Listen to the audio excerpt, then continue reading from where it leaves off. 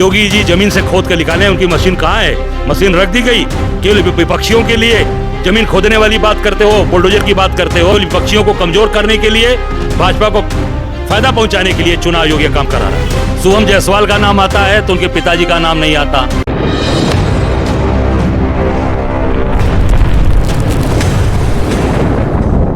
कब सिर्फ लगातार चल रहा है प्रकरण, और ये बनारस के बनारस प्रधानमंत्री का संसदीय क्षेत्र है और पूरी तरीके से यहाँ पर ये जहर का सामान बेचा जा रहा है। यहाँ के सांसद देश के प्रधानमंत्री नरेंद्र मोदी जी हैं और तमाम तरीके के एफआईआर हुए, पर एफआईआर में अलग अलग नाम, कहीं पर शुभम जायसवाल का नाम आता है तो उनके पिताजी का नाम नहीं आता। शुभम जायसवाल का आता है, पता लिखा जाता है, 15 तारीख वाले में एड्रेस भी लिखा जाता है, पिता का नाम भी लिखा जाता। 19 तारीख को जो एफआईआर होती है उसमें शुभम जायसवाल का नाम आता है, पिता का नाम अज्ञात, एड्रेस अज्ञात।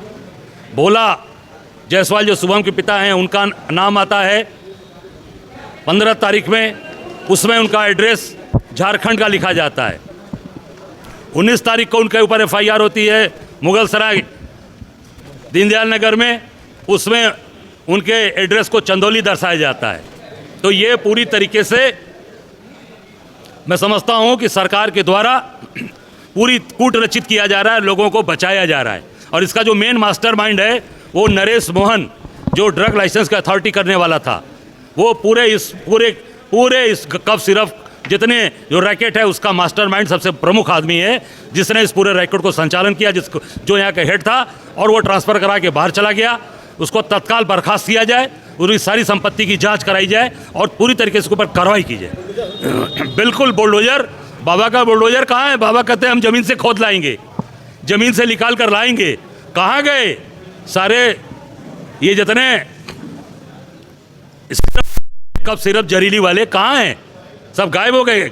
ज़मीन खोद, शुभम जायसवाल को बचाना, इसके पूरे रैकेट को, नरेश मोहन जो मेन आदमी है पूरे ये ड्रग्स का के लिए, ये पूरी पुलिस और पूरी सरकार केवल डायमंड मंडी की तरफ टारगेट कर रही है, ताकि ये मैसेज आम जनता में, हिंदू और मुसलमान का जाए और ड्रग माफियाओं को और कब सिर्फ वालों को बचाया जाए। ये सरकार काम कर रही है। आपदा तो लाई भी आपदा है, ये आपदा लाई है, ये कोई आपदा प्राकृतिक आपदा थोड़ी है कोरोना की तरह, ये तो लाई भी आपदा है। सरकारी तंत्र के द्वारा बैठे मशीनरी के द्वारा ये लाई भी आपदा है, जिसका निश्चित तौर से हम सब विरोध करते हैं और एक के खिलाफ ये सरकार कार्रवाई करे। योगी जी जमीन से खोद कर निकालें, उनकी मशीन कहाँ है? मशीन रख दी गई। केवल विपक्षियों के लिए जमीन खोदने वाली बात करते हो, बुलडोजर की बात करते हो और सारे माफियाओं को संरक्षण दे रहे हो, और ड्रग्स वालों से पूरी सरकार मिली है, उनसे पैसे खा रहे हैं। सत्ता पक्ष के बैठे विधायक जमीन कब्जा करा रहे हैं लोगों को। मुगल सराय में व्यापारी की हत्या भी, उसकी असलियत भी आनी चाहिए।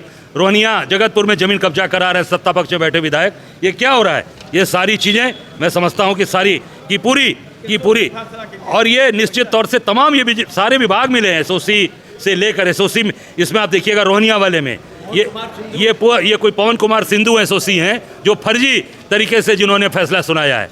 ये सारे लोग आपसे पूछेंगे, सारे लोग से बात करिए, पूरी तरीके से पैसा खाकर ये सरकार के सरकारी अधिकारी ये पूरी तरीके से अपना घर भर रहे हैं और समाज को पूरी तरीके से बर्बाद कर रहे हैं। एसआईआर पे आप देखो 3 बीएलओज सुसाइड, दो सुसाइड कर लिया और एक की ब्रेन हेमरेज हो गई, मर गया, लखनऊ वाला। अभी मैं जौनपुर से होके आया, अभी कल हम फतेहपुर जा रहे हैं। ये लोग कोई फांसी लगा लिया, कोई जहर खा लिया।